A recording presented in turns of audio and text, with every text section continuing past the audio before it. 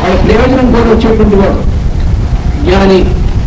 వీళ్ళు ఈ 4 క్లాసుల్లో ఈ 4 గ్రూపుల్లో ఎవరో అయినటువంటి ఎక్కువ వచ్చేటువంటి వాడు. కానీ ఎవడొచ్చినా సరే వాడు నా యొక్క రూపమే గుర్తుంచుకున్నాడు.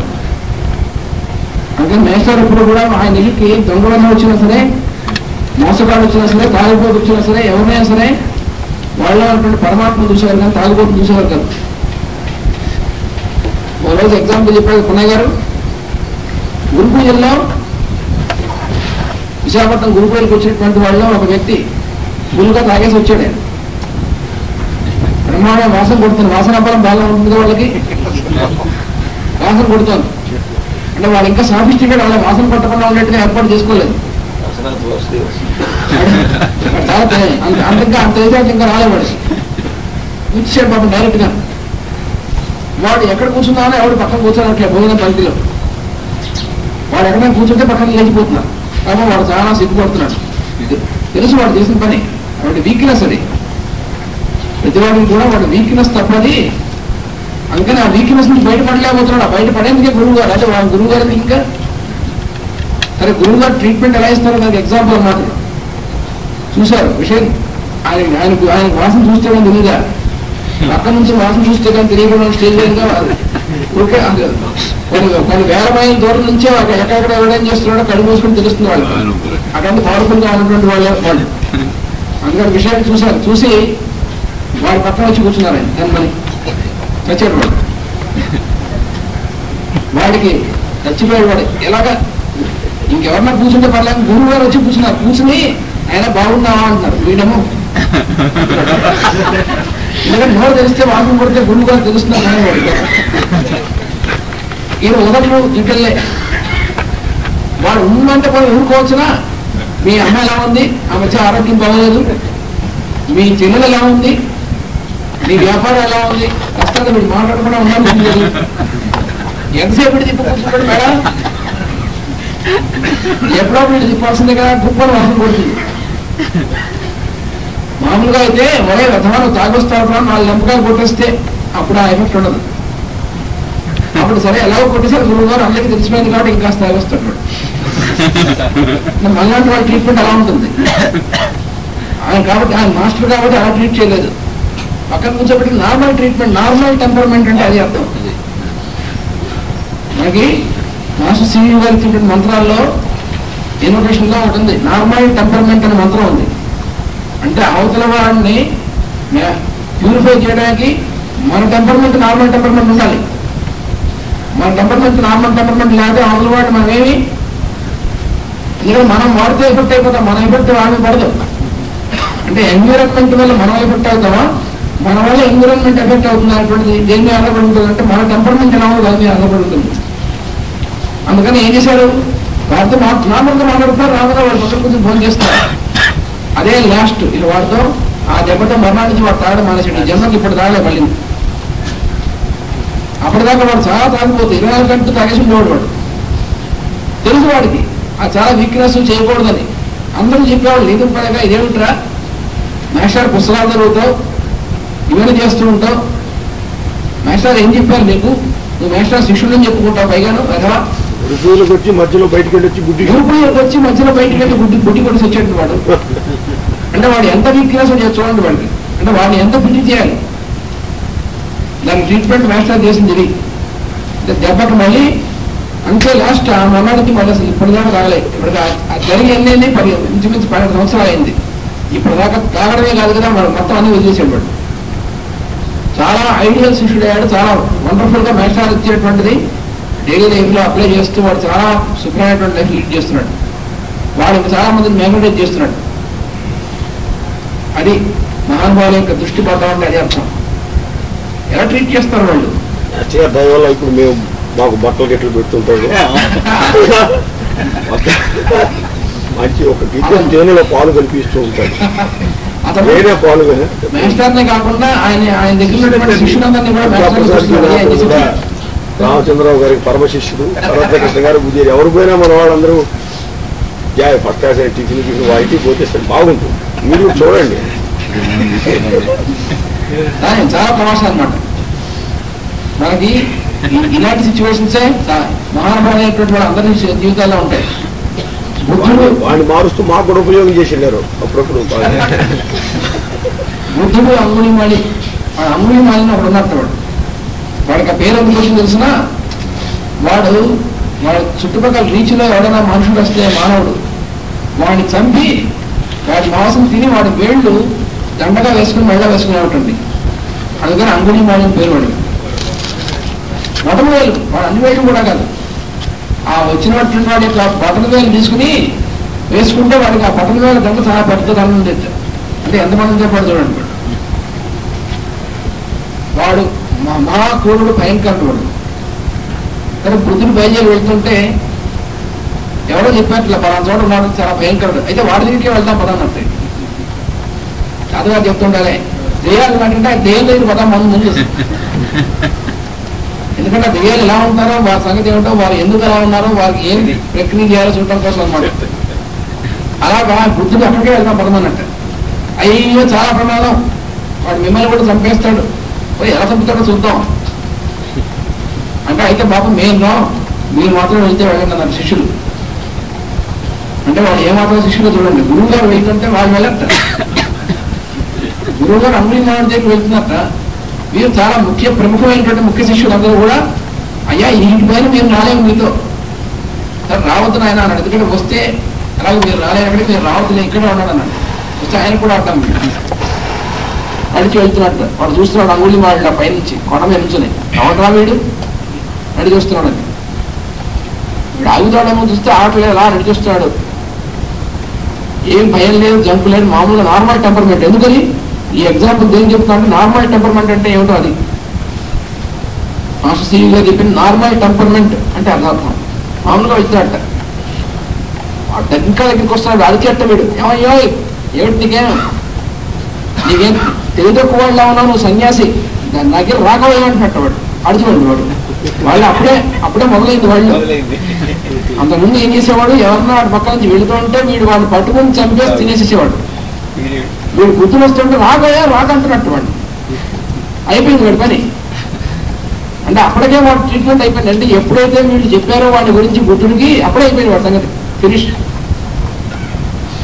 మన వాడికి ఒంట్లో బాగోలేదుగా అని ప్రభాకర్ గారు చెప్పంగానే బాగానే ఉంటాడు అని అంటారు ఆయన. వీడు తిరిగి వెళ్ళినప్పుడు వాళ్ళు లేచి కూర్చునేవాడు. అంటే ఎప్పుడైతే రిపోర్ట్ జరిగిందో అప్పుడే అయిపోయింది, దాని సంగతి అయిపోయింది. అది వాళ్ళ యొక్క పవర్ అంటే. అందుకని బుద్ధుడు అక్కడి నుంచి బుద్ధుడు చెప్పంగానే వాడి పవర్ అంతా అయిపోయింది. రాకు అంటాడు వాడు. నేను మామూలుగా నడిచి వస్తున్నట్ట, చచ్చిపోతావు నీకు భయం లేదా చావని, నేను ఏం మాట్లాడలేదు, మాట్లాడితే నవ్వుతున్నాడు, మామూలుగా వచ్చేస్తున్నాడు. వీడు వణికిపోతున్నాడు, ఏమిటి వీడు దగ్గరికి వచ్చేస్తున్నాడు, ఏమిటి వీడు భయపడుతున్నాడు వాడు చేసి. వీడు కన్ఫ్యూజ్ అయిపోయాడు, వీడు బుర్ర పని చేయలేదు.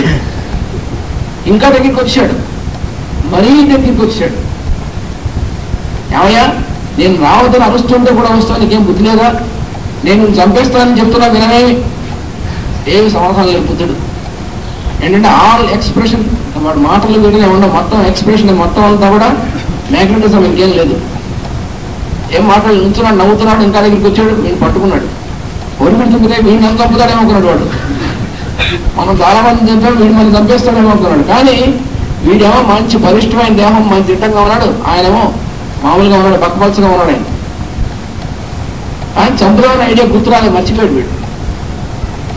అడిగాడు, స్వామి ఏమిటయ్యా నువ్వు, నీకైనా పిచ్చివాడు అయినా ఇండలు నువ్వు, లేకపోతే ఏమిటి నీకు అర్థం కావట్లేదా, ఈ చూసావా చుట్టుపక్కల ఉన్నటువంటి గుట్టలు, యువకుల గుట్టలు అవన్నీ, ఆ మెళ్ళలో ఉన్నటువంటి గంట చూడు, నేను మన చెప్పుకున్నా ఆయన యముడు నచికేతలే, ఆ నచికేతని యముడు భయపెట్టుగా భయపెట్టాడు. ఈ అంగుడి దండలు చూసావా, చూసి కూడా వస్తావు, ఉంటే పర్లేదు లేవయ్యా అన్నాడు. అయిపోయింది, ఫినిష్. వాడు కాలం పడిపోయాడు అంతే. ఎందుకు కాలం పడ్డాడో కూడా తెలియ కూడా కాలం పడిపోయాడు అంతే. పడిపోయిన తర్వాత ఇంకేముంది, ఆ తర్వాత ఏం లేదు. ఆ అంగుళి మామిడి చచ్చిపోయాడు వాడు. వీడు కొత్త అంగుళి మామిడిగా లేచాడు మాట, వీడు కొత్త వాడు లేచాడు, నీతో బయలుదేరి వస్తా అన్నాడు అంతే. అంటే మళ్ళీ బుద్ధిగా నడవడం మొదలెట్టాడు, వీడు ఆయన వెనకాల వెళ్ళిపోయాడు. ఎందుకు వెళ్తున్నాడో కూడా వీడు తెలియదు వాడికి. అది నార్మల్ టెంపర్మెంట్ అంటే. అందుకని నార్మల్ టెంపర్మెంట్ ఎవరికైతే ఉంటుందో వాడు ఎన్విరాన్మెంట్ ఎఫెక్ట్ వాడికి ఎప్పుడు ఉండదు. ఆ అంగుళిమాలుడు బుద్ధుడి యొక్క ముఖ్యమైనటువంటి శిష్యులు 9 మందిలోనూ ఒకడు వాడు. అది వాడు చూసారా ఎక్కడి నుంచి ఎటువంటి మార్పు ఎందుకు వచ్చిందో అంటే. అందుకని ఎన్విరాన్మెంట్ ఎఫెక్ట్ మనమే ఉండదు ఆ స్థితికి వచ్చినటువంటి వాడికి. అది వాళ్ళ యొక్క స్థితి. అందుకని దేవీం వాచం అజనయంత దేవాహ, దేవతలు ఎటువంటి సంకల్పాలన్నింటినీ కూడా వాళ్ళే క్రియేట్ చేస్తుంటారు. అక్కడి నుంచి వస్తుంది ఆ ఇంటెలిజెన్సెస్ దగ్గరికి పనిచేస్తుంది. తాం విశ్వరూప వసవో వదంతి, ఆ వచ్చినటువంటి దైవీ అయినటువంటి వాక్ ఏదైతే ఉందో ఆ వాక్కుని విశ్వరూపులైనటువంటి పశువులు మాట్లాడుతున్నారు అన్నారు. చాలా తమాషా అయినటువంటి ఎక్స్ప్రెషన్. విశ్వరూపం అంటే విశ్వం అంతా కూడా రూపంగా ఉన్నటువంటి జీవులు, అది విశ్వరూపం అంటే. కృష్ణుడు అర్జునుడికి విశ్వరూపం చూపించాడు అంటే అర్థం ఏమిటి? ఈ మొత్తం సృష్టిలో ఉన్నటువంటి జీవరాశులన్నీ తానే ఎలా ఉన్నాడో ఒకసారి ఫ్లాష్ చేస్తూ ఇచ్చాడు. ఎవరైతే వీడు చంపురామని యుద్ధం చేద్దామని వచ్చాడో ఆ ద్రోణుడు, భీష్ముడు, దుర్యోధనుడు వీళ్ళందరూ కూడా ఎక్కడున్నారు? తనలోనే ఉన్నారు అని చూపించాడు ఒకసారి. అంటే వాళ్ళు పుట్టడం పోవడం మొత్తం అంతా గ్రాండ్ విషయం ఇచ్చాడనమాట. అది విశ్వరూపం అంటే. అంటే అర్థం ఏంటి? సృష్టి మొత్తంలో ఇంతమందిగా మనం చూస్తున్నటువంటి అంతా కూడా ఒకటే అయినటువంటి రూపంగా చూపించాడు. అది విశ్వరూపం చూపించడం అంటే. అందుకని విశ్వరూప పశువు వదంతి, విశ్వరూపులుగా ఉన్నటువంటి వాళ్ళు మాట్లాడుతున్నారు ఈ వాక్కులు అన్నాడు. మాట్లాడుతున్నటువంటి వాళ్ళు ఎవళ్ళు? పశువులు అన్నాడు. పశువులు అంటే అర్థం ఏంటో తెలిసిన, మనం మామూలు పశువులు అంటే వాటిని చూసి పశువులు అంటూ ఉంటాం, గేదెలను వాటిని చూసి. కానీ మనం కూడా పశువులమే. బుద్ధి లేదా పశువులే అది కాదు అర్థం. పశువు అంటే ఎవడైతే పాశం చేత బంధింపబడ్డాడో వాడు పశువు అంటే. అయితే ఆ గేదె గారినో ఆవు గారినో మనం తాడేసి బంధిస్తాం, కట్టేస్తూ ఉంటాం, అది పాశం కనిపిస్తూ ఉంటుంది. కానీ మనం ఏ పాశంతో బంధింపబడ్డాం? మనం అంతకంటే పెద్ద పాశంతో బంధింపబడ్డాం. అదే మన స్వభావం అనేటువంటి పాశం. మన బిహేవియర్ ఉందే, మన స్వభావం అనేటువంటిది, మన నేచర్, దాంతో మనం బంధింపబడి ఉన్నాం. అందుకని మనం కూడా పశువులమే. అటువంటి పశువులు ఆ పాశం కనుక లేకపోతే ఏమవుతుంది? నేచర్ కనుక లేకపోతే అసలు మనం ఒకళ్ళు రిలేషన్షిప్ కానీ మన ఎగ్జిస్టెన్స్ ఉండదు. అందుకనే బంధింపబడి ఉన్నాం. అది కనుక బంధింపబడి లేకపోతే ఏమవుతుంది? అసలు ఈ సృష్టి ఉండదు అసలు మొత్తం. అందుకని ప్రకృతి అనేటువంటిది ఎప్పుడు కూడా బంధించుతుంది మనని స్వభావం అనేటువంటి రూపంలో. అలా బంధించి ఉన్నటువంటి వాళ్ళు ఎవరైతే ఉన్నారో, బంధింపబడినటువంటి వాళ్ళందరూ కూడా పశువులే. ఆ పశువులు అంటే కూడా ఆ పశువుని బంధించి కంట్రోల్లో పెట్టేటువంటి వాడు ఒకడు ఉంటాడు, ఆయనే పశుపతి. అందుకని శివుడిని పశుపతిని ఎందుకన్నారంటే వాడు ఏం చేస్తున్నాడు? ఈ జీవరాశులు అందరూ ఉన్నారే, పశువులందరూ కూడా ఈ పశువులందరినీ కంట్రోల్లో పెట్టుకుంటాడు. ఆయన కంట్రోల్ చేస్తుంటాడు మొత్తం అంతటిని. అంటే మనలో ఉన్నటువంటి మొత్తం నేచర్ని అంతటినీ, మన ఇంద్రియాలని, మన చిత్తాన్ని, మన బుద్ధిని, ఇవన్నీ కూడా ఆయన కంట్రోల్లోనే ఉంటాయి. అయితే కాసేపు అయితే ఆయన కంట్రోల్లో ఉంటే మనం ఇవన్నీ ఎందుకు చేస్తున్నాం అని ప్రశ్న వేయచ్చు. ఇవన్నీ కూడా భగవంతుడి కంట్రోల్లో ఉంటే మన ఇండివిజువల్గా, మన ఇండివిజువాలిటీ అంటే ఏంటి అంటే దాని ఫస్ట్ ఎగ్జాంపుల్ చెప్తాను. మనం ఏం చేస్తున్నాము? పెద్ద ఫారం పొలం ఉంది. ఆ పొలంలో తీసుకెళ్ళి గేదెకి పెద్ద తాడు కట్టి మధ్యలో పెద్ద పువ్వు వేసి కట్టేస్తున్నాం. కట్టేస్తే గేదె ఫ్రీగానే మూవ్ అవుతున్నాం అనుకుంటూ ఉంటుంది. ఎంతవరకు ఫ్రీగా మూవ్ అవుతుంది? ఆ తాడు ఎంతవరకు లిమిటెడ్ అయిందో అంతవరకు ఫ్రీగా మూవ్ అవుతుంటుంది. అది ఇండివిజువాలిటీ అంటే కంట్రోల్ కట్టేసే ఉంది గేదె, కానీ కట్టేసినట్టు తెలియదు దానికి. చాలా ఫ్రీగా మూవ్ అవుతుంది. చిన్న ఇంత తాడుతో కట్టిన గేదె కంటే పెద్ద తాడుతో కట్టిన గేదె బాగా ఫ్రీగా మూవ్ అవుతుంది. కానీ ఏమనుకుంటుంది? మనం చాలా ఫ్రీగా మూవ్ అవుతున్నాం, కానీ దాని యొక్క లిమిటేషన్ ఏమిటంటే ఎంతవరకు ఆ తాడు ఉందో అంతవరకు లిమిటేషన్ అన్నమాట దానికి. అంత ఆ లోపల మూవ్ అవుతుంది, అంతకంటే మూవ్ అవడం లేదు. దాని సెక్టార్ అంటారు అన్నమాట. ఆ సెక్టార్లో మూవ్ అవుతూ ఉంటుంది అంతే. అది మిగతా జీవరాశుల కంటే మానవుడికి పెద్ద సెక్టార్ ఇచ్చాడు భగవంతుడు. చాలా పెద్ద ఏరియా ఇచ్చాడు, మూవ్ అవుదా చూద్దామని. అందుకని మనం ఏమనుకుంటాం? అసలు భగవంతుడికి సంబంధం లేదు, మొత్తం అంతా కూడా మనదే విషయం అంతా మన ఇండివిజువల్గా మనం చేస్తున్నాం అనుకుని మనం మూవ్ అవుతూ ఉంటాం. కానీ ఇదంతా కూడా విత్ ఇన్ ది ఎరీనా, భగవంతుడి యొక్క ఎరీనా లోపల ఉన్నటువంటిదే కానీ దానికంటే పైన ఉన్నటువంటిది మాత్రం ఏమీ లేదు. అంటే మనం చేసేటువంటి వెదపలను కూడా భగవంతుడికైనా వాడివి, తప్పకుండా వాడివి. అంటే ఇవన్నీ కూడా అంటే ఆల్ ఇండివిజువల్ బిహేవియర్ ఇదంతా కూడా వాడి కంట్రోల్లో ఉన్నటువంటిదే. అందుకని పశుపతి కంట్రోల్లో లేకుండా ఏమీ లేదన్నాడు. అందుకనే వాడు పశుపతి అన్నారు. ఈ పశువులన్నిటికీ కూడా పతి, వీళ్ళందరినీ కూడా పాస వేసి బంధించాడు వాడు. అందుకని పశుపతి వాడు. అందుకని పశవహ అంటే ఈ జీవరాశులు అనమాట. తాం విశ్వరూపాహ, ఏ వాక్ అయితే దేవతల చేత సృష్టింపబడుతుందో పుట్టింపబడుతుందో ఆ వాక్కుని విశ్వరూపమైనటువంటి విశ్వంలో ఉన్నటువంటి ఇన్ని రూపాలుగా ఉన్నటువంటి పశువులందరూ కూడా మాట్లాడుతున్నారు.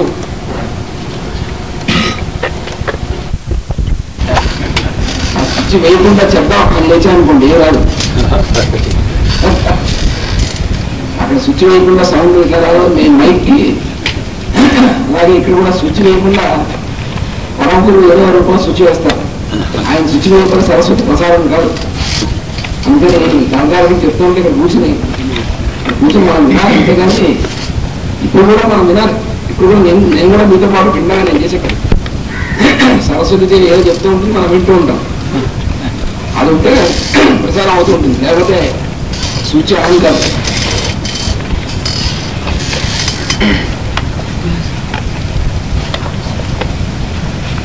ఇంతకుముందు ఆదిగారు చెప్పారు పోస్టర్ ఎగ్జాంపుల్,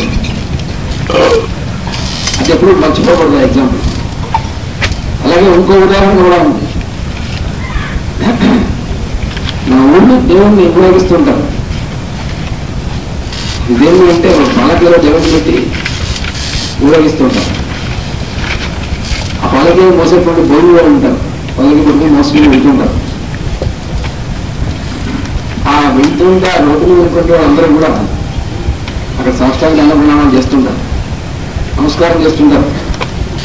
ఈ బొయ్యి వాడు అనుకుంటాడు, అరే మనకు కూడా దండం పెడుతున్నారు అనుకుంటాడు. పలకి మోసేటుంటాడు. వాడు అలా అనుకుంటే ఎలా ఉంటుందో ఇందాక అంతా చెప్పినట్టుగా ఈ నమస్కారం చేయించుకునేవాడు అలా అనుకుంటే అంతే తిరిగిపోయాడు. నేను వాడు గుర్తుంచుకోవాలి, పోయి వాడిని పల్లకి మోస్తున్నాను గుర్తుంచుకోవాలి. మన అందరం కూడా పోయి వాళ్ళని, ఎందుకంటే మన లోపల ఉన్నటువంటిది వారు ఇది వారి పల్లకి అన్నమాట. ఇది వారి పల్లకి గుర్తుంచుకుంటుంటే అవి వారికి ట్రాన్స్ఫర్ అవుతుంటాయి. లేకపోతే వీడిగా స్వీకరించాలంటే బలికి మాడుతానికి మడిపోతారు. ఎందుకంటే ఏమన్నా ఇంకా పోయి వాడు ప్రమాదం లేదు, కొనాలని తెలుసుకుంటాడు. ఇక్కడ తెలుసుకోవడానికి కూడా అవకాశం ఉండదు, చాలా ప్రమాదం. ఎందుకంటే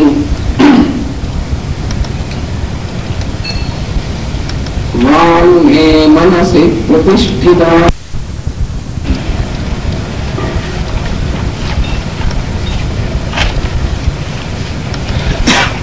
దేవతలు పుట్టించేటువంటి వాక్కు, దేవి స్వరూపమైనటువంటి వాక్కును పుట్టిస్తున్నారు దేవతలు.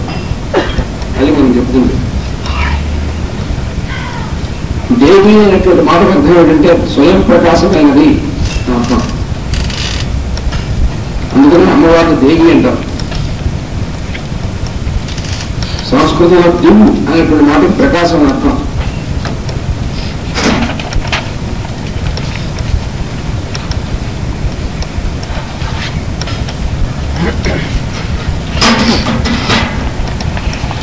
దివ్ అనేటువంటి ధాతువుకి ప్రకాశింపజేయుట లేక ప్రకాశించుట. దేవి ఇంకా స్వయంగా ప్రకాశించినది. ఈ సృష్టిలో ఉన్నటువంటి మిగతా వాటన్నింటినీ కూడా ఆవిడ ప్రకాశింపజేస్తుంది.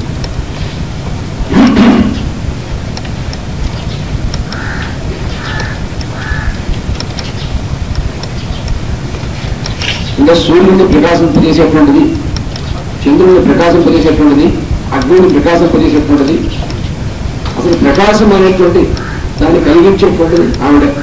దేనికైనా సరే మరి ఆవిడ ఎవరు ప్రకాశింపజేస్తారు? ఆవిడే ప్రకాశింపజేస్తుంది, ఇంకెవరు లేరు. అటు పైన ఆ బై బియాండ్ దట్ నథింగ్, ఇంకెవరు లేరు. సర్వం ఆవిడే. అందులో స్వయం ప్రకాశమైనటువంటిది. ఎవరో ఇంకోటి ప్రకాశింపడం ఉండదు ఆవిడకి. ఏమంటారు? స్వయంభూ అంటారు. పరమాత్మని ఏమంటారు? స్వయంభూ అంటారు. శివుని లేకపోతే మహావిష్ణువుని విష్ణు సహస్రనామంలో వస్తుంది స్వయంభూ శంకర నిత్య అని. స్వయంభూ స్వయంభూ అంటే అర్థం ఏంటి? భూ అంటే పుట్టడం, భూ అంటే ఎగ్జిస్టెన్స్ లోకి రావడం, పుట్టడం అన్నమాట. వాడు ఎక్కడి నుంచి వచ్చాడు? ఎవరి ద్వారా, ఎవరి వలన వచ్చాడు? ఎవరి వలన, ఎవరి ద్వారా, ఎక్కడి నుంచి ఏముందో వాడు స్వయం తన ద్వారా, తన నుండి, తన వలన వస్తాడు వాడి. అందుకని భాగవతంలో ఎవ్వని చే జనించు జగము ఎవ్వని లోపల నుండి లీనమై ఎవ్వని ఎందు పరమేశ్వరుడు ఎవ్వడు, మూల కారణంబు ఎవ్వడు, అనాది మధ్యలయుడు ఎవ్వడు, సర్వము తానే అయినవాడు ఎవ్వడు, అట్టి ఆత్మభూమి అన్నాడు వాడు. అంటే వీడంటికి వాడు జగం జనించకూడదు. ఎవరి చేత అవుతుందో వాడు, ఎవరి లోపల లీనమవుతుందో వాడు. చూసారా? ఎవరి చేత, ఎవరి లోపల, ఎవరి అందు, ఎవరి వలన ఈ మొత్తం విముక్తులన్నీ కూడా వాడు తప్పులు అవుతాయి. ఆయనటువంటి వాడు ఎవడు? వాడు. అయితే వాడు ఎలా వచ్చాడు అంటే ఆత్మభూడు. వాడు ఎలా రావడంటే వాడు ఆత్మభూడు అంతే, వాడు స్వయంగా ఉన్నాడు అంతే. అది వాడు ఉన్నటువంటి క్వాలిఫికేషన్. అంటే వాడి వల్ల, వాడి నుంచి, వాడి చేత కానీ బయటకు వస్తాయి. కానీ వాడు ఎక్కడి నుంచి బయటికి రావడం, ఎక్కడికో వెళ్ళిపోవడం ఉండదు. వాడు ఆది అంతము లేనటువంటి వాడు, అనాద్యంతుడు అంటే అనంతుడు అన్నమాట. ఆది అంతము లేవు వాడు. వాడిని అందుకనే వీడిని ఏమంటారంటే అనాథనాథుడు అంటారు భగవంతుడు. అనాథనాథుడు అంటే అనాథమైనటువంటి వాళ్ళకి నాదుడు బాగానే ఉంది, అది నిజమే. ఎలాగో ఎవరికి కూడా నాదుడు లేనటువంటి వాళ్ళందరికీ, నాదుడు ఉన్న వాళ్ళకి కూడా వాడి నాదుడు, నాదుడు కూడా నాదుడు వాడే. అనాథనాథుడు అంటే నాదుడు లేనటువంటి వాళ్ళకి నాదుడు అని అర్థం. నాదుడు ఉన్నటువంటి వాడికి, నాదుడు లేనటువంటి వాడికి కూడా నాదులే. అసలు నాద అనేటువంటి మాట అర్థం ఏంటి? నా అధ అంటే, అధ అంటే ఇది పైన నా ఏమీ లేదు, అది నాద అనేటువంటి మాట.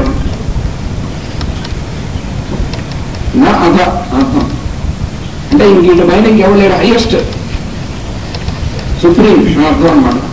నాదుడు అంటే అది. అందుకని భర్తని నాదుడు అని ఎందుకంటారంటే భర్త ఆరేపు సుప్రీం. భగవంతుడు సర్వజీవరాశుడికి నాదుడు. అయితే అనాథనాథుడు అనేటువంటి సంపద భాష కూడా ఉంది. అనాథుడు అనేటువంటి నాదుడు ఆయన అందరికీ నాదుడు, కానీ ఆయన నాదుడు ఎవరు లేకపోయింది. అందుకని నాదుడు లేనటువంటి నాదుడు ఆయన, అది అనాథనాథుడు అంటే. ఇవన్నీ కూడా చాలా తమాషైన పదాలు. దేవి అనేటువంటి పదం అలాంటిది. దేవి అంటే స్వయం ప్రకాశం కలిగినటువంటిది. ఆవిడ ప్రకాశించదలుచుకుంటే ప్రకాశిస్తుంది. అంటే ఆవిడ ప్రకాశం మనకు చూపించదలుచుకుంటే ప్రకాశాన్ని మనం కూడా ప్రకాశింపజేస్తుంది. మొత్తం సంకల్పం, మహాసంకల్పం ఆవిడది మొత్తం అంతా కూడా.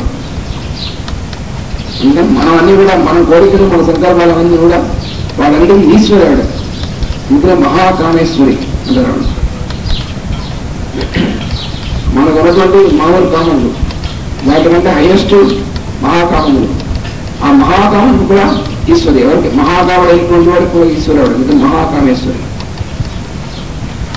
అందుకని దేవి అయినటువంటి వాక్కు, ఇందులో వాక్కు కూడా ప్రకాశమే.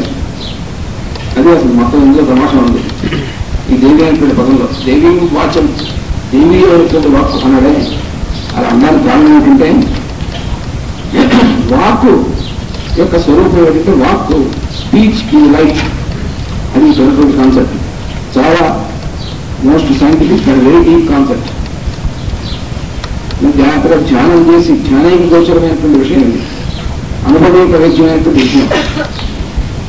స్పీచ్ అంటే లైట్. ఇంకా మనం వెలుగు యొక్క ప్రకాశం ఏదైతే అనుకుంటున్నామో that is nothing different from speech. or speech is not different from light. ఇది రియలైజ్ చేయాలంటే కొన్ని సంవత్సరాల్లో అయితే కొన్ని జన్మలో ధ్యానం చేసిన తర్వాత కానీ ఇది రియలైజేషన్ కాదు. కానీ 21st century మనం చెప్పుకున్నాం, మనం 20వ శతాబ్దంలోకి వచ్చేప్పుడు అప్పుడు అర్థం అవుతుంది కాన్సెప్ట్. స్పీచ్ ఈజ్ లైక్ అనేటువంటిది. ఎందుకంటే స్పీచ్ అనేటువంటిది ఉంటే శబ్దమయమైనటువంటిది. శబ్దమయమైనటువంటి శబ్దం అంటే ఏమిటి? అది కూడా లైటే. సౌండ్ వేరు, లైట్ వేరు అనుకునే స్థితిలోనే ఉన్నారు ఇంకా ఇది ఉన్నటువంటి అడ్వాన్స్ సైన్స్, మోడర్న్ సైన్స్ అంతా కూడా. కానీ సౌండ్ అనేటువంటిది హైయెస్ట్ ఫార్మ్ ఆఫ్ లైట్ అనేటువంటిది రియలైజేషన్ అప్పుడు వస్తుంది. ఈ కాన్సెప్ట్ ఎక్కడి నుంచి వచ్చింది? ఋగ్వేదం నుంచి వచ్చింది. ఋగ్వేదంలో ఉన్నటువంటి అగ్ని సూక్తములు, సుపర్ణ సూక్తము అనేటువంటి వాటిలో ఉంటుంది. Speech sound is highest form of light అనేటువంటి.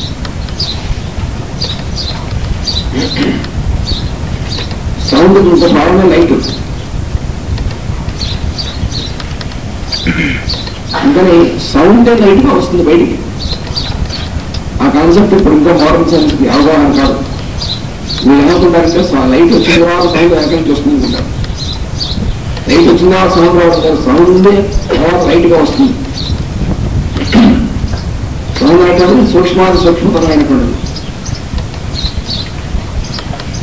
అందుకని 5 elements లో కూడా ఆకాశం ముందు ఉంటుంది. ఆకాశం తర్వాత వాయువు, వాయువు తర్వాత అగ్ని.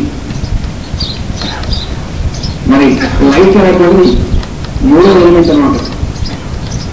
ఫైర్ అనేటువంటి ఎలిమెంట్ ఏదైతే ఉందో అగ్ని అనేటువంటిది, అగ్ని తేజస్సు అనేటువంటిది, లైట్ అండ్ ఫైర్ ఆ రెండు. మరి 3వది, దానికంటే ముందు వాయువు ఉంది, దానికంటే పైన ఆకాశం ఉంది. అందుకని ఆకాశం శబ్దగుణకం. ఆకాశం యొక్క లక్షణం ఏంటి? సౌండ్. శబ్దం అనేటువంటిది ఆకాశం యొక్క గుణం అన్నమాట. Because sound is the property of space. శబ్దగుణకం. అందుకని ఆకాశం అన్ని చోట్ల ఎలా అయితే ఉంటుందో అలాగే శబ్దం కూడా అన్ని చోట్ల వ్యాపించుంటుంది. ఆకాశంలో అంతర్యామిగా శబ్దం ఉంటుంది. ఇంకా శబ్దం అనేటువంటి ఆల్ పొటెన్షియల్. ఇంకా స్పీచ్ ఇంకా సౌండ్ అన్నమాట. అది మొత్తం అంతా కూడా ఈ దేవి అయినటువంటి వాక్కు అంతర్గతంగా ఉంటుంది, అన్ని చోట్ల కూడా అవ్యక్తంగా ఉంటుంది. అది బయటికి వ్యక్తమవుతుంది. అందుకని సరస్వతి దేవి ఉపాసన ఆ విధంగా చేయాలి. దేవీ వాచం, దేవి అయినటువంటి వాక్కు.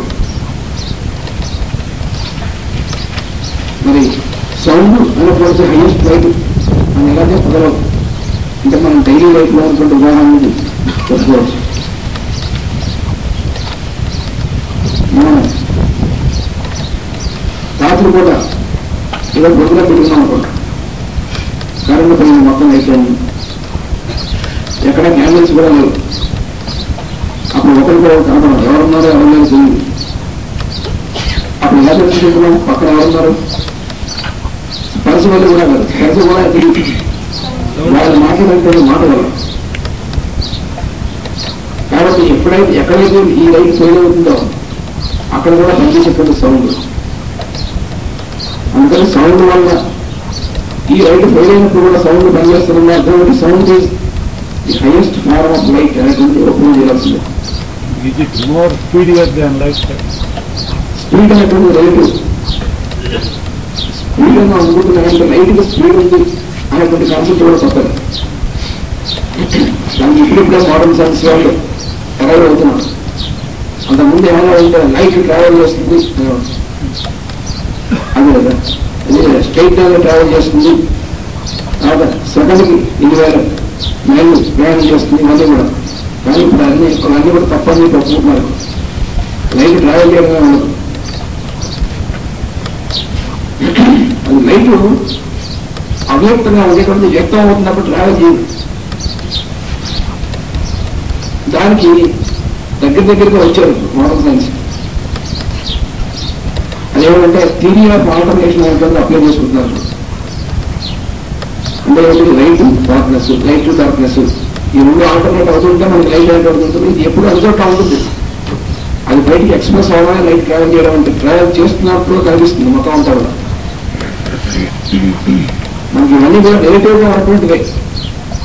మనం చూసారు సూర్యుడు మన భూమి చుట్టూ తిరుగుతున్నాడు అంటాం మనం. అది ఫాల్స్, అది నెగిటివ్ గా ఉంటుంది. మన భూమి టీంచుడు తిరుగుతుందో సూర్యుడు టీంచుడు తిరుగుతుందో కనిపిస్తుంది మనకి. సూర్యుడు తిరగడం భూమి చుట్టూ, భూమి సూర్యుడు చుట్టూ తిరుగుతుంది. కానీ భూమి సూర్యుడు చుట్టూ తిరుగుతున్నటువంటి మనకు ఎలా తెలుస్తుంది? మన సూర్యుడు మన చుట్టూ తిరుగుతున్నట్టుగా కనిపిస్తుందని తెలుస్తుంది. మన రైలు ముందుకు పోతున్నట్టుగా తెలుస్తుంది. మన రైలు ఆపోజిట్ డైరెక్షన్ లో మిగతా రైలు పోతున్నట్టు కనిపిస్తుంటాయి. అప్పుడే తెలుస్తుంది స్పీడ్ తిరుగుతుంది.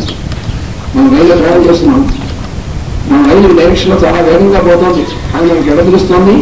ఆ బయట కనిపించేటువంటివి ఇదే ఈక్వల్ స్పీడ్ లో ఆపోజిట్ డైరెక్షన్ లో వెళ్తున్నట్టుగా కనిపిస్తున్నాయి కానీ మనకు తెలుస్తుంది. అదే మీరు దుంపోజిట్ ఎక్కి ఆ పైకి వెళ్ళారు ఆకాశంలోకి, అది ఎక్కడ 70,000 మీటర్స్ హైట్ లోనే ఎక్కడ వెళ్తూ ఉంటుంది. ఏం కనిపించదు. కింద చూసిన ఆకాశమే, పైన చూసిన ఆకాశమే, ఇటు ఎక్కడ ఆకాశమే, అంతా ఆకాశమే కనిపిస్తుంది. అప్పుడు మనం ఏం వెళ్తుంది ఆగిపోతుంది ఏం తెలియదు అసలు. ఇంకా నేను పర్సనల్ ప్రాక్టికల్ ఎక్స్పీరియన్స్ చూశాను, అబ్జర్వ్ చేశాను. ఇంకా నేను 3 సార్లు ట్రావెల్ చేశాను కదా. ఏం తెలియదు. కింద చూసిన ఆకాశమే, ఏం కనబడదు. పైన చూసిన ఆకాశం అంతా ఆకాశమే. ఎక్కడ తెలుస్తున్నాను ఏం వెళ్తుందో లేదు తెలియదు. వెళ్తుందో కానీ అనుకోవడానికి అప్పుడు ఊహించలే. వెళ్తుందో తెలియదు. మళ్ళీ కిందకి ల్యాండ్ అవ్వడానికి కిందకి వచ్చినప్పుడు కింద అవన్నీ కనిపిస్తుంటే మనకు నేను వెళ్తానో తెలుస్తుంది. అంటే రిలేటివ్ అనమాట. అంటే ఈ ఎర్త్ కంటే దాటి పైకి వెళ్ళినప్పుడు ఈ లైన్ పనిచేయదు. ఈ టైం కానీ ఇక్కడ ఉన్నప్పుడు ఇవన్నీ ఏం పనిచేయదు. అందువల్ల లైట్ ట్రావెల్ చేయడం అంటే అది యాక్చువల్గా మనం అనుకున్నప్పుడు ట్రావెల్ కాదు. ఎగ్జిస్టెన్స్ ఎప్పుడు అక్కడ ఉంటుంది. అవ్యక్తం అనేటువంటిది వ్యక్తం అవుతుంటుంది. ఆ అవ్యక్తంగా ఉన్నటువంటి వ్యక్తం అవడం అనేటువంటిది ఒక పర్టికులర్ ప్యాటర్న్ లో జరుగుతుంది. ఆ ద్రవంలో మనకు లైట్ ట్రావెల్ చేస్తుంది కనిపిస్తుంది. అలాగే సౌండ్ కూడా సౌండ్ ట్రావెల్ చేస్తుంది కదా. అక్కడ ఎక్కడ మెరుపు తెలిసింది.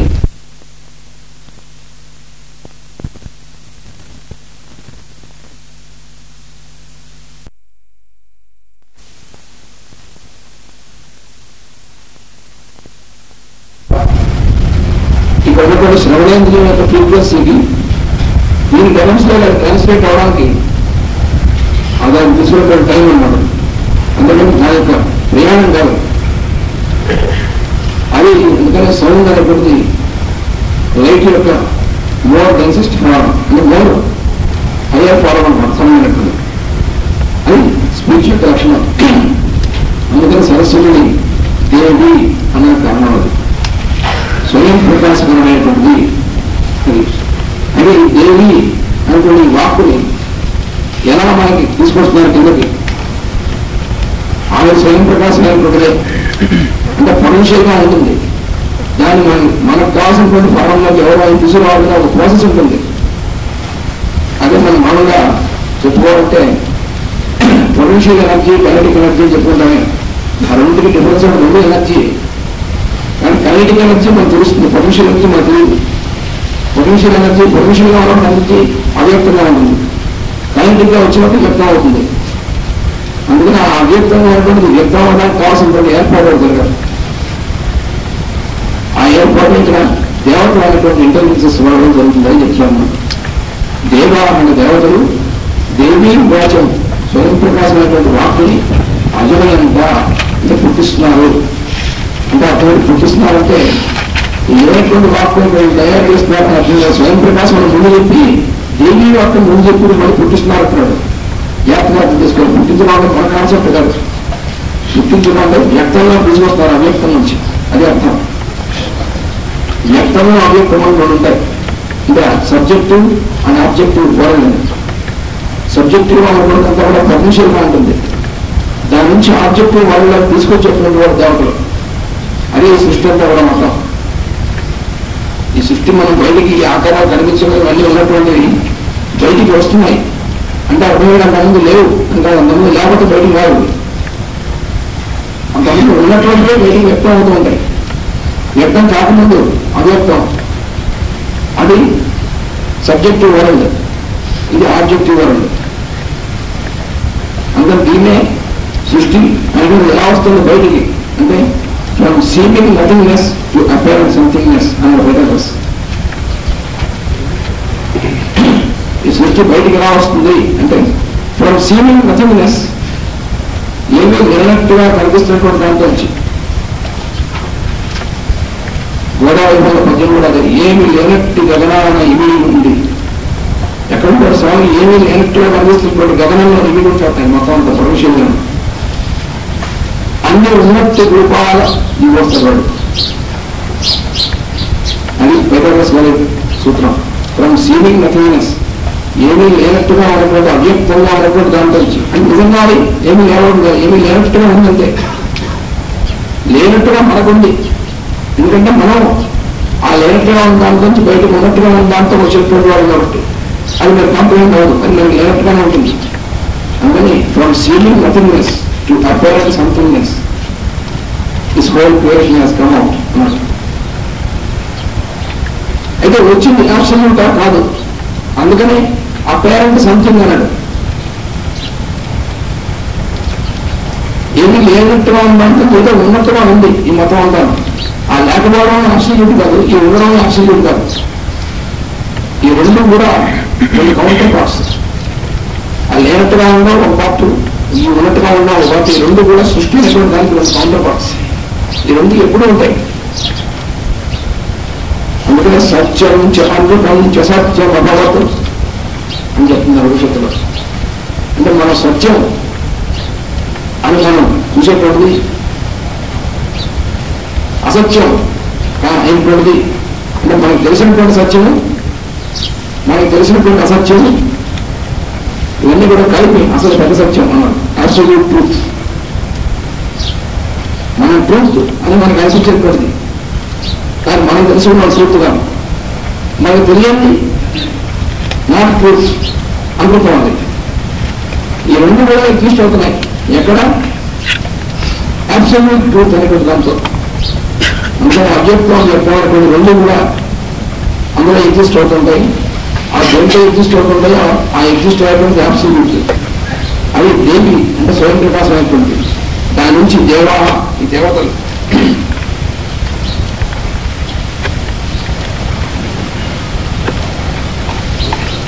వారు బయటికి అజనయంతా తీసుకొచ్చి మనకి అందిస్తున్నారు. వాళ్ళు అంటే ఎగ్జిస్టెన్స్ లో తీసుకొస్తున్నారు మరి ఈ వార్తలు. ఏమవుతుంది, మరి లోపల సంకల్పంగా పుట్టినటువంటి కళ అనేటువంటి రూపమైనటువంటి వాక్కు ఉంటుంది. మనం తర్వాత రూపంలో చెప్పుకుంటాం. ఆ సంకల్పంగా ఉన్నటువంటి వాక్కు ఉన్నటువంటిది బయటికి వ్యక్తమైనటువంటి వాక్కుగా రావడానికి లోపల ఎంత పని జరుగుతుందో మనకు తెలియదు. మనం ఒక మాట బయటకు ఉచ్చరించాలంటే ఆ బయటికి ఆ మాట మనం చెప్పేటువంటి భాషలోకి ఉచ్చరించే ముందు ఎంత ప్రయత్నం జరుగుతుంది లోపల. ఆ ప్రయత్నం మనకి కాదు. మనం అనుకుంటాం మన ప్రయత్నం ఏంటంటే మనం ఎప్పుడైనా కావాలంటే అది వస్తుంది అని కాదు.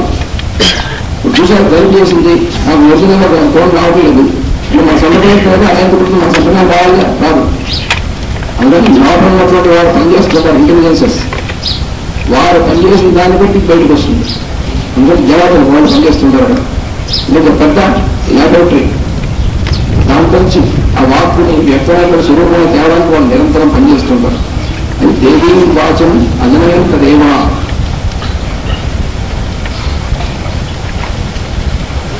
తాం విశ్వరూప పశవ వదంతి.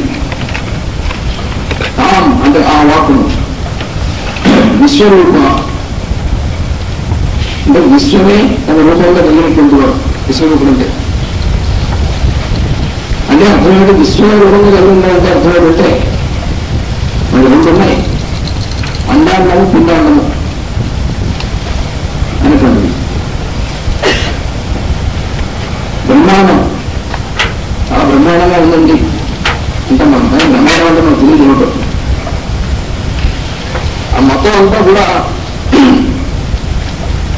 మనం ఏదైతే వ్యక్తంగా మనం చూస్తున్నామో ఈ పిండాండం అనేటువంటిది దీని ఉన్నటువంటి అంతా కూడా దేని యొక్క కాపీ, యూనివర్సల్ ప్లాన్ అనేటువంటి దాంట్లో కాపీ. ఆ యూనివర్సల్ ప్లాన్ ఏదైతే ఉందో దాంట్లో ఈ శక్తులన్నీ కూడా ఇమిడి ఉంటాయి. అది విశ్వరూపం అంటే విశ్వమే రూపంగా ఉంటుంది. విశ్వం అంతా కూడా కాస్మాస్ అనేటువంటి ఏదైతే ఉందో దాంట్లో ఇవన్నీ కూడా ఇమిడి ఉంటాయి. ఆ ఇమిడి ఉన్నటువంటిది విశ్వరూపమైనటువంటిది. అటువంటి దాన్ని దేవతల అంటే ఆ విశ్వరూపమైనటువంటి వాడి చేత దేవతల చేత బంధింపబడినటువంటి వాడు పశువహ.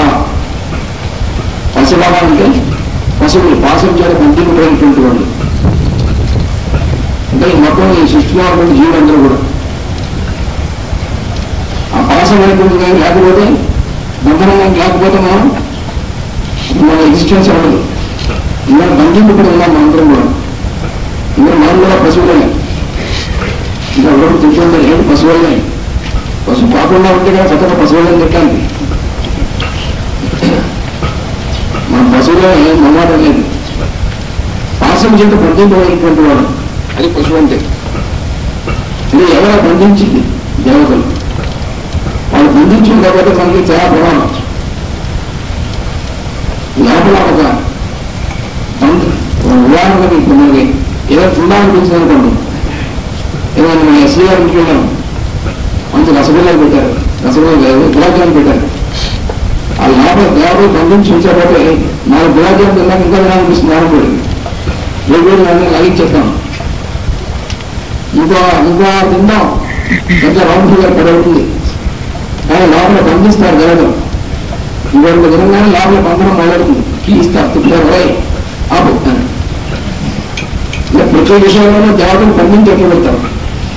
వాళ్ళు కనుక బంధించకపోతే ఏమవుతుంది, ఇది ఎప్పుడో పెరిగిపోతుంది మొత్తం. మనం చేసేటువంటి పనులు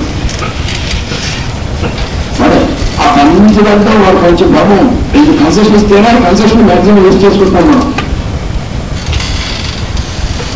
అయినప్పటికీ ఫోన్లో ఎలా ఏడుస్తాడు అనే దేవతలు కాస్త చూస్తూ ఉంటారు. మ్యాక్సిమం మనకి కన్సెషన్ ఇస్తూ ఉంటారు. అయినా కూడా మనం ఇంకా ఎక్కువ అతన్ని రిప్లేస్ చేస్తుంటాం. అదే మనం చేసేటువంటి పని. వాడు ఎంత ఎక్కువ రిలయన్స్ ఇస్తే అంత ఎక్కువ అనమాట.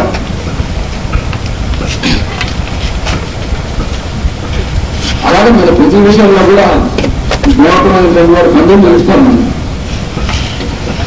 ఆ బంధించేటువంటిదే స్వభావం అనేటువంటి బంధిస్తుంటాం. పర్సనాలిటీ అనేటువంటిది రూపంలో బంధించేటప్పుడు అది బంధించడం తప్పదు. ఆ బంధనాలు దొరుకుతుంది. అందుకనే వీడు జన్మ ఎత్తాడు అంటే బంధంలో పడ్డాడు అని నిరంతరం చెప్తుంటారు. బంధ విముక్తుడు అవ్వాలి. బంధ విముక్తుడు ఎలా అవుతాడు? బంధ విముక్తుడు అయితే వీడు ఎగ్జిస్టెన్స్ ఉండదు. అంటే బంధ విముక్తుడు అవ్వాలంటే వితౌట్ బీయింగ్ ఇన్వాల్వ్డ్, దాంట్లో ఇన్వాల్వ్మెంట్ లేకుండా ఉన్నటువంటి ఇన్వాల్వ్మెంట్ అనేటువంటి బంధం నుంచి విముక్తి అవ్వాలి. కానీ ఈ బంధం నుంచి విముక్తి చేయడం వాడు అంటే వాడు ఆ బ్యాక్గ్రౌండ్ నిర్వహించడం అది విముక్తి అంటే. అందుకని మోక్షం అంటే సరిపోవడం, శరీరం ఉండే మోక్షం అనేటువంటి భ్రమలో పడుతూ ఉంటారు. నిజంగా శరీరం ఉండే మోక్షం అయితే మోక్షం కోసం మన సాధన అంటే మోక్షం కోసం ఈ యోగ సాధన ఈ మొత్తం ఇవన్నీ కూడా చాలా యోగం ఈ మొత్తం చేయడానికి ఎంత కూడా ఉంటాను. ఎవరెస్ట్ వచ్చినట్టు వాడు యూజ్ చేయొచ్చు. ఎవరెస్ట్ వచ్చిన వాడు చేయడం, ఎవరెస్ట్ వచ్చిన వాడు తాగడం, ఎవరెస్ట్ వచ్చిన వాడు తినడం ఇవన్నీ చేయొచ్చు. ఎందుకంటే అవి చేసిన వాడికి వస్తున్నాడు, చేయని వాడికి వస్తున్నాడు. చచ్చిపోవడం ఖాయం. అందుకని ఎలాగో చచ్చిపోవడం మోక్షం అయితే ఇవన్నీ చేయక్కర్లేదు. అసలు గొడవే లేదు. కానీ మోక్షం అంటే అడిగారు. అది వాడు మోక్షం అని చెప్పింది ఏంటంటే లిబరేషన్ ఫ్రమ్ ఇన్వాల్వ్మెంట్, సంఘము అనేటువంటి దాని నుంచి మోక్షం. కానీ ఈ మన భగవంతుడు దేవతలు ఏదైతే తయారు చేశారో దీని నుంచి విముక్తి కాదు. అందుకని ఈ బంధం ఎప్పుడు ఉంటుంది. ఈ బంధం ఉంటే అనుకుంటే మనం ఎక్కడున్నాం సెక్యూరిటీ ఉన్నాం.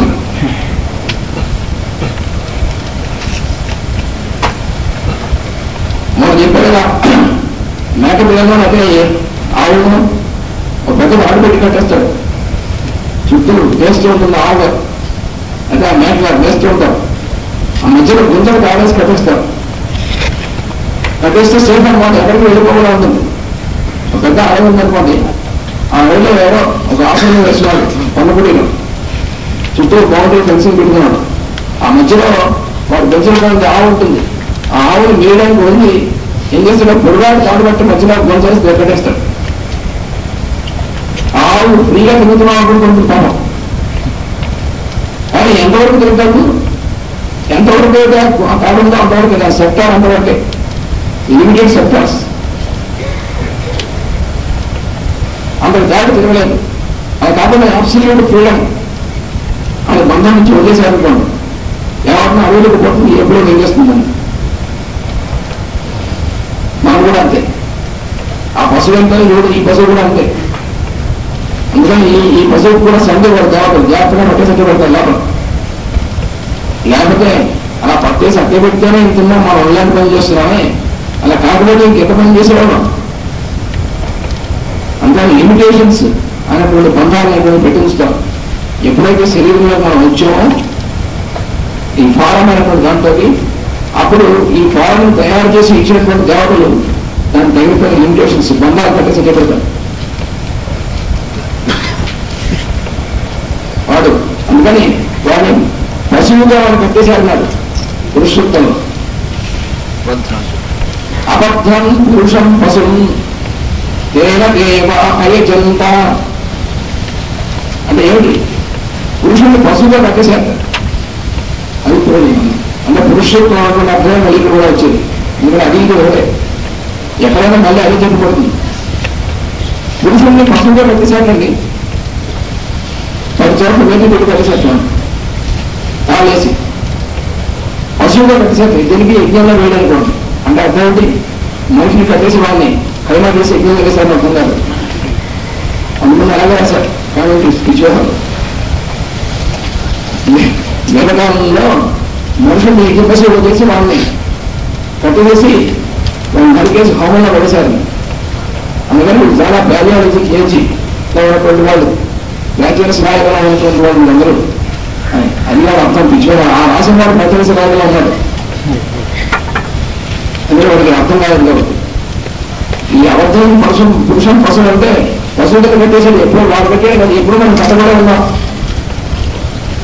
మనసు కూడా చెప్పేది ఎప్పుడు అది ఎటర్నల్ ట్రూత్, ప్రతి ఒక్క సంగతి కానీ ఎవడో ఒక సంగతి కాదు. అందుకని దేవతలు ఏం చేస్తుంటారు, మనం యజ్ఞ పశువుగా కట్టేసి ఉంచుతారు, ఉంచేసి యజ్ఞంలో పశువుగా మనని ఫాలో చేస్తుంటారు ఎప్పుడు కూడా. తేన దేవా ఏజంత దేవతలు వాడితో యజ్ఞం చేశారు, ఏదైనా కట్టేసినటువంటి వాడితో అబద్ధాన్ని పురుషం పశువులు మన వాడిని. అందుకని ఆ బంధింపబడినటువంటి వాళ్ళు ఉన్నాం, అంటే ఒక దాసం చేత కట్టబడినటువంటి వాళ్ళు కాబట్టి పశువులు అన్నమాట. ఆ కట్టేసినటువంటి వాళ్ళు దేవతలు, వీళ్ళందరినీ కూడా పశువు కానివ్వదు, వీళ్ళందరూ కూడా ప్రతివాడు కానివ్వదు. పశుపతి అంటే పశువులకు పదవి అర్థం ఏంటి, ఆ మేకలకి గొడవలకి పదవి కాదు, మా అందరికీ కూడా మొత్తం జీవరాశి అందరికీ కూడా పశుపతి వారు కంట్రోల్ చేస్తుంటారు. అంటే ఈ కట్టేసినటువంటి దేవత అవసరం ద్వారా వీళ్ళందరూ ఎవరు కంట్రోల్ ఉంటారు, వాళ్ళకు కూడా వాళ్ళు ఉన్నాయి, వాళ్ళు కూడా పశువులే. శివుడు దగ్గర నుంచి దోమ దగ్గర నుంచి బ్రహ్మదాకా ఆ బ్రహ్మ పిపీలుగా ఉంటారే, ఈ ఆ బ్రహ్మ పిపీలుగా అందరూ శివ దగ్గర నుంచి బ్రహ్మదాకా దాకా అందరూ కూడా వీళ్ళందరూ పశువులే. అలాగే మనకి చిరకాలు ఉంటుంది, కప్పకి కొంచెం పెద్దగా ఉంటుంది, మరి మనుషుడికి బాగా పెద్దగా ఉంటుంది, ఋషుడికి కావాలని మరీ పెద్దగా ఉంటుంది. మరి బ్రహ్మగారికి కూడా మరీ అంతకంటే పెద్దగా ఉంటుంది. ఆయన బ్రహ్మగారు కింద నుంచి బయట వెళ్తాను ఆఫీసర్ గారు అవతల పోతే తాడు మరీ పెద్దగా ఉంటుంది. వాడు చిన్నవాడు ఏదో టెంపరీ లెఫ్ట్ అనుకోండి ఎల్టీసీ, వాడు ఉంటుంది చాలా చిన్నది. వాడి ప్రమోషన్ వచ్చిందంటే చిన్నతాడు తీసి పెద్దతాడు నెలలో అర్థం అన్నాడు. అలాగే రుచులు ఎదుర్కొంటాడు, ఆయన పైకి ఎంతో రుచులు ఎదుర్కొన్నాడు అనమాట. ఆ మళ్ళీ అందాలి. అందుకని పెద్ద పెద్ద కాదు బ్రహ్మగారిని మరీ పెడతాడు, అంతకంటే మా అందరికంటే చాలా పెద్ద అవసరం మరి మనందరూ సృష్టించినవాడు, ఆయన బాగా పెద్దతాడు. అంటే అంటే బాగా పెద్ద ఏదో తిరగచ్చు ఆయన, కానీ తిరిగిన గద్దెకు పడే ఉన్నాడు పశువు ఆయన కూడా. అందుకని పశుపతి గారి డిపార్ట్మెంట్ ఒకటి ఉంది, వారు గంధం చెట్లు పెడతారు అందరిలో, ఎవరిని వెళ్ళదు. అందుకని అమ్మవారిని ఆ బ్రహ్మ కీట జనని, కీటములు బ్రహ్మ కూడా ఆవిడ జనని తల్లి. జనని అంటే అర్థం ఏంటి? పుట్టించేటువంటిది. జనని తల్లికి జనని అని ఎందుకంటారంటే పుట్టించే జన్మనిచ్చేటువంటిది. అందుకని బ్రహ్మగారిని కూడా పుట్టించేది ఆవిడే. ఇంకా బ్రహ్మగారు మన అందరూ పుట్టిస్తున్నారు కాబట్టి స్వయంగా దిగొచ్చారు వారు కూడా వారే పుట్టిస్తారు. వారు పుట్టించి వారు పనిచేయి అని పెడితే పనిచేస్తుంది, కానీ బ్రహ్మగారు లేదా బ్రహ్మగారు కూడా ఏం పని లేదు, వారి ఇష్టం కాదు. వారి ప్రోగ్రాం ఇస్తారు అంతకుముందు, ఆ ముందు వారు వేసిన ప్రోగ్రాం ప్రకారం మీరు చేయాల్సింది, కానీ మీరు ఇండిపెండెంట్ గా చేస్తాం అని వీళ్ళు చేస్తే ఊసి చేస్తారు. ఇంకా అక్కడ ఎప్పుడు ఎమర్జెన్సీ, అక్కడ స్ట్రైకింగ్ మీకు లాభం లేదు. ఆ లోకంలో బ్రహ్మగారు నేను సొంతంగా పని చేస్తాను, ఇంకా వీళ్ళు ఎందుకంటే స్ట్రైక్ చేస్తాను, చేసేటప్పుడు అర్థమైతే వాడు పని అయిపోయింది అన్నమాట. అందుకని ధాతా యథాపూర్వం కల్పయతాను, సూర్య చంద్రమసలు ధాతా యథాపూర్వం కల్పయత. సూర్యుడిని చంద్రుడిని మొత్తం సృష్టిని కూడా బ్రహ్మగారు ఎలా సృష్టి చేశాడు? తన సొంత ప్లాంగా సృష్టి చేయలేదు. యథాపూర్వం ఇంత ముందున్నటువంటి బ్రహ్మగారు ఎలా సృష్టి చేశాడో మళ్ళీ ఈయన కూడా అలాగే చేశాడు. ఆయన చేశాడు, ఆయనకంటే ముందున్నటువంటి బ్రహ్మగారు ఎలా చేశాడో ఆయన చేశాడు. వేరే రకంగా చేయడానికి వీలు లేదు చూడండి. ఇంకా మనమే మన ఇండిపెండెంట్ మన బ్రహ్మగారికి అసలు ఇండిపెండెన్స్ లేదు. బ్రహ్మగారికి ఎవరు ఇచ్చాడు ఎంత, ఎక్కడి నుంచి ఇచ్చాడో అక్కడి నుంచి మొత్తం జ్ఞానం తగ్గబడింది. ఆ నారాయణుడు ఉన్నాడే అక్కడి నుంచి మొత్తం వచ్చింది అది. అందుకని జ్ఞానంతా కూడా ఫిక్షన్ అందరూ కూడా పశువులే. అందుకని విశ్వరూప పశువో వదంతి, ఆ దేవి అనేటువంటి వాక్కు ఉందే, స్వయం ప్రకాశమైనటువంటి వాక్కుని విశ్వరూపులు, విశ్వమందు రూపములుగా ఎదురు ఉన్నటువంటి వాళ్ళు ఉన్నారే, వాళ్ళ నుంచి దిగి వచ్చేటువంటి పశువ పాసం చేత బతుకుపోయినటువంటి వాళ్ళందరూ మీ అందరూ కూడా మాట్లాడుతున్నారు. అందుకని మనందరం కూడా మాట్లాడేటువంటి వాక్కు అంటే బ్రహ్మగారి దగ్గర నుంచి మన దాకా నో ఎక్సెప్షన్, బ్రహ్మగారికి ఎక్సెప్షన్ లేదు. వారి దగ్గర నుంచి అలాంటి వారి వాకు గారు భర్త గారు కదా, వారికి వారి టీవీఎస్ నెంబర్ మనం ఏం చేస్తాం, భార్య విజయ సంఘంలో మొట్టమొదటి వారు బ్రహ్మగారే. ఏం చేయలేదండి. ఆ త్రిమూర్తులు ముగ్గురు అంతేనండి. ఎందుకంటే సరస్వతి దేవి గారు ఆవిడ ఊహనప్పుడు బ్రహ్మగారు సృష్టి చేయలేని మాట్లాడలేదు. రెండాలు ఇచ్చేలా అసలు ఆయన కలగాలంటే ఆయనతో కూడా ఆవిడ సమయమే పూర్తిగా సమయంగా సమయం ఆవిడే ఉంది, ఆత్మీయం చేస్తుందట. మూడాయనకి గుండెకి పెట్టి కూర్చుంది, ఇంకేం చేస్తాడు.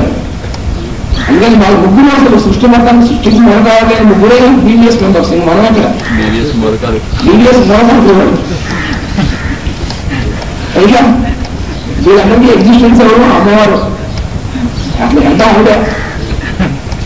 అందుకని ఏం చేయలేం, మనం పట్టించుకోవడానికి లేదు, నో ఎక్సెప్షన్. అందుకని బ్రహ్మగారు కూడా ఎక్సెప్షన్ ఏం లేదు. దేవీ వాచ మల్లవేంట దేవా అంటాం, ఆయన కూడా అంతే. విశ్వరూప పశువ వదంతి, ఆ విశ్వరూపులైనటువంటి విశ్వమే రూపంగా కలిగినటువంటి విశ్వంలో రూపాలుగా ఎదిగినటువంటి పశువులు అనేటువంటి వాళ్ళు, ఇంకా పాసంజీలు బంధించబడినటువంటి వాళ్ళని బ్రహ్మ దగ్గర నుంచి కిందరాక అందరూ కూడా వాళ్ళని మాట్లాడుతున్నారు. అదే బ్రహ్మగారు మాట్లాడడం అంటే ఏమిటి అంటే సృష్టి బయటికి రావడం, అది ఆయన వాక్కు. బ్రహ్మగారు మాట్లాడడం అంటే వేరే మాట్లాడటం ఉండదు. His utterance is this creation. బ్రహ్మగారిని సృష్టించిన నారాయణ గారు కూడా ఆయన బ్రహ్మగారిని ఎలా సృష్టించాడు? అటరెన్స్ రూపంలోనే బయటికి అటర్ చేశాడు. అంటే మొత్తం సృష్టి అంతా కూడా మాత్ స్వరూపం అనే కారణం ఉంది. అంటే బయటికి మనం ఉచ్చరించే ముందు వాక్కు అంతర్లీనంగా ఉంది, అలాగే సృష్టి బయటికి రాకముందు ఆయన అంతర్లీనంగా ఉంది. అంటే ఆయన ప్రిన్సిపల్ గా ప్లాన్ గా లోపల ఇమిడి ఉంది, అది బయటికి మన స్వరూపంలో బయటకు వచ్చింది సృష్టిగా. అలాగే మనలో ప్రిన్సిపల్ గా ఉంటుంది, భావంగా సంకల్పాల్లో ఆ సంకల్పంగా ఉన్నటువంటి బయటికి ఒక రూపంలో బయటకు వస్తుంది వాక్కు. అందుకని అది ఈ రెండు ఒకటే, అందుకే దానికి కొంచెం ఒకటే ప్లాన్.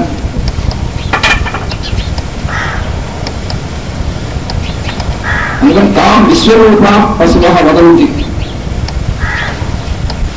సా అంటే ఆ వాక్కు అంటే ఆవిడ సరస్వతి. సా గో మంద్ర ఇషమోర్జం దుహాన దేవము.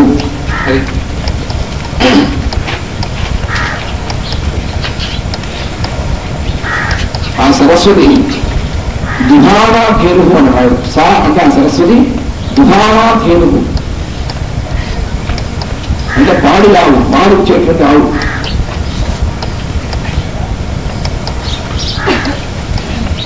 గోవు అనేటువంటి మాటకి మన సంస్థలో గోవు అనేటువంటి మాట ఉంది. గౌవు అనేటువంటిది. ఆ గోవు అనేటువంటి మాటకి ఆవు అనే అర్థం మనకు తెలిసినటువంటి ఆవు అర్థం. కానీ కిరణము అనేటువంటి అర్థం ఒకటి, వాక్కు అనేటువంటి ఈ రెండు అర్థం. అసలు గురించి అవి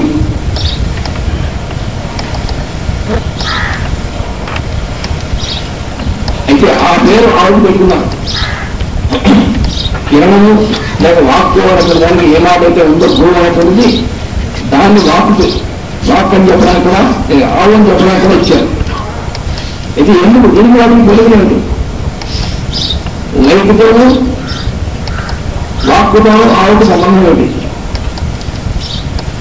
అంటే ప్రాణాలు ఏం చేస్తుంది? మన ప్రాణాలు నిలబెట్టేటువంటి పాలన ఇస్తుంది, ఆరోగ్యాన్ని మనకి లైఫ్ని ఇచ్చేటువంటి.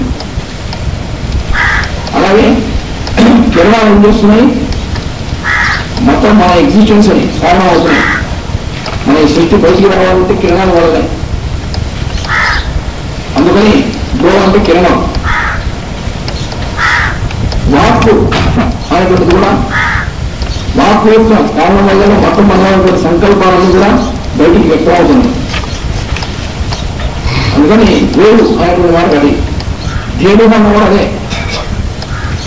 ధేనువు అంటే ధరించే ధాత్రి అని కదా. ధేనువు అంటే ధా నన్ను ధరించుట, నన్ను ధరించేటువంటిది. అందుకని ధేనువు అన్న కూడా ఆవు పాడి ఆవు అనమాట. దుహాన ధేనువు అంటే దుహాన అంటే పాలించేటువంటి ధేనువు అంటే ఆవు. సరస్వతిని దుహాన ధేనువు అన్నది.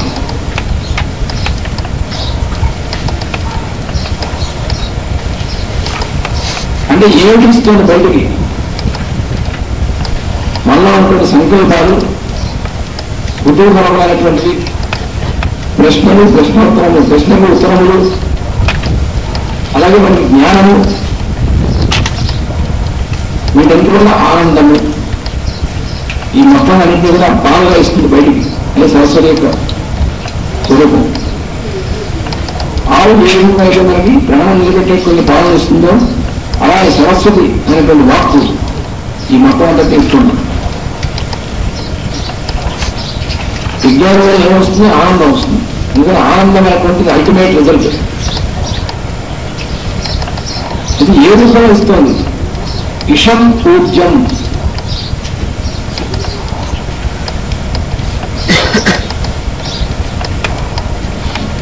ఇషం అంటే జ్ఞానము, ఇష్టి. ఇష్ అనేటువంటి మాటకి సంస్కృతంలో ఇష్టి అంటారు అన్నమాట. దాని నుంచి వచ్చింది మాట. ఇష్టి అంటే ఇటుక. అంటే యజ్ఞంలో ఆ హోమానికి అంతా అరేంజ్ చేసుకుంటారు. దేని పనికొస్తుంది? యజ్ఞం చేయడానికి. యజ్ఞం చేస్తే ఎవరికి వస్తుంది? అందులోంచి లైట్ ఫైర్ వస్తుంది. దానివల్ల మనకి విజ్ఞానం వస్తుంది. ఎందుకంటే విషయం అంటే విజ్ఞానం అన్నమాట. విజయం అనుకుంటుంది. అలాగే ఊర్జం. ఊర్జం అంటే ఆనందము. ఇషం ఊర్జం దుహాన అంటే విజ్ఞానాన్ని, ఆనందాన్ని కూడా పాలుగా అనిపిస్తుంది. అంటే మనకు చూడండి, అన్నమయం, ప్రాణమయం, మనోమయం, ఆ పైన విజ్ఞానమయం, ఆ పైన ఆనందమయం. ఇది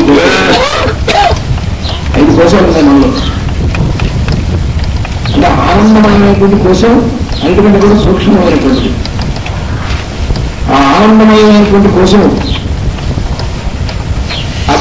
దాని యొక్క ఎగ్జిస్టెన్స్ వచ్చిన తర్వాత విజ్ఞానమైనటువంటి కోసం దానివల్ల దాని నుంచి లోయంగా వచ్చేప్పటికీ మనోమయం, దానికి ఆ మనస్సు చేత పనిచేసేదానికి మనసు ఏదైతే స్టీమ్ చేస్తున్నాడో ప్రాణమయం, దానికంటే కింద పడింది అన్నమయం. దీన్ని మనం మధ్యాహ్నం కూడా క్లాసులో చెప్పుకున్నాం. Physical, vital, mental, intellectual and Buddhist, అవి ఆ 5 కూడా. అందుకని ఇదేం చేస్తుంది, విజ్ఞానము ఆనందము అన్నటువంటి వాటిని బయటికి ఇస్తున్నాం మనం. ఆ వాక్య వల్ల వచ్చేటువంటి అది.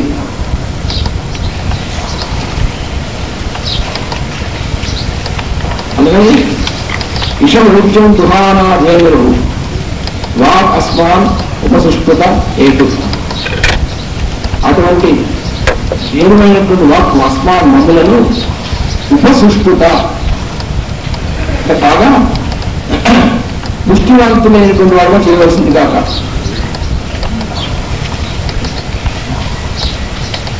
ఏతు అంటే మమ్మల్ని పొందుగాక, మమ్మల్ని చేరుగాక. ఇషము ఊర్జము అనేటువంటి వాటి వల్ల మాకు సృష్టి అంటే ధనం, ఓజస్సు అనేటువంటిది, దాన్ని కలిగించేటువంటి విధంగా మమ్మల్ని చేరుగాక ఆ వాక్యం.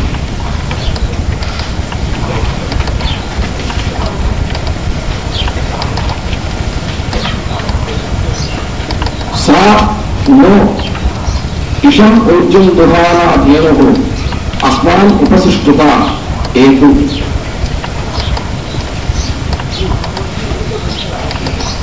అంటే మనకి బలం అనేటువంటి దీనిలో తెలిసిన ఆవు పాలు అనేటువంటి వాటి వల్ల కూడా మనకు మెయిన్గా వచ్చేటువంటి బలమైనటువంటి ఊర్జము అనేటువంటివి ఇవన్నీ కూడా దానివల్ల కలుగుతాయి. పాలు నుంచి వచ్చేటువంటి పెరుగు, మజ్జిగ, వెన్న, నెయ్యి ఇవన్నీ కూడా మనలో ఉన్నటువంటి ఊర్జము, ఓజస్సు, తేజస్సు, రాజస్సు, సాహస్సు ఇవన్నీ కూడా కారణం అవుతుంది. అంటే వాటిని బయట ఉన్నటువంటి హోమంలో వేయడం అనేటువంటి ఒకటి, అలాగే లోపల ఉన్నటువంటి అగ్నిలో కూడా హోమం చేస్తున్నాం మనం అగ్నిలో హోమం చేయడం అనేటువంటి చేస్తున్నాం. అగ్ని అనేది 3 రకాలు ఉన్నాయి. ఒకటి ఆహవనీయాగ్ని. ఆహవనీయాగ్ని అనేటువంటిది హవనం అంటే యజ్ఞం చేసేటువంటి అగ్ని. అంటే బయట హోమం చేసేటువంటి అగ్ని అనేటువంటి ఒకటి, మనలో కూడా ఆహ్వానీయమైనటువంటి అగ్ని ఉంటుంది. అంటే దేని అయితే మన సంకల్పాలంటే కూడా హోమం చేయాలో అటువంటి అగ్ని. అంటే ఈ బయట మనం హోమం చేయడం ఎందుకంటే లోపల మనలో ఉన్నటువంటి సంకల్పాలన్నింటినీ కూడా ప్యూరిఫై చేయడం కోసం అగ్ని ఎంత హోమం చేయాలి. యజ్ఞార్థమైనటువంటి కర్మ అనేటువంటి అగ్ని ఎంత హోమం చేయాలి. అది ఆహ్వానీయ అగ్ని. ఇంకోటి గార్హపత్య అగ్ని అంటే గృహపతి అయినటువంటి అగ్ని. గృహం అంటే ఈ శరీరం. ఈ శరీరం నిలబడడానికి కావాల్సినటువంటి ఫైర్ ఏదైతే ఉన్నది లోపల జఠరాగ్నేటువంటి రూపంలోనూ ఈ శరీరం నిలబడేటువంటిది మొత్తం అంతా కూడా లైఫ్ అటువంటి ఉండాలంటే మనకు కావాల్సినటువంటి హీట్, ఎనర్జీ అనేటువంటిది అది గార్హపత్యాగ్ని, గృహపతి అయినటువంటి అగ్ని. మూడోది దక్షిణాగ్ని.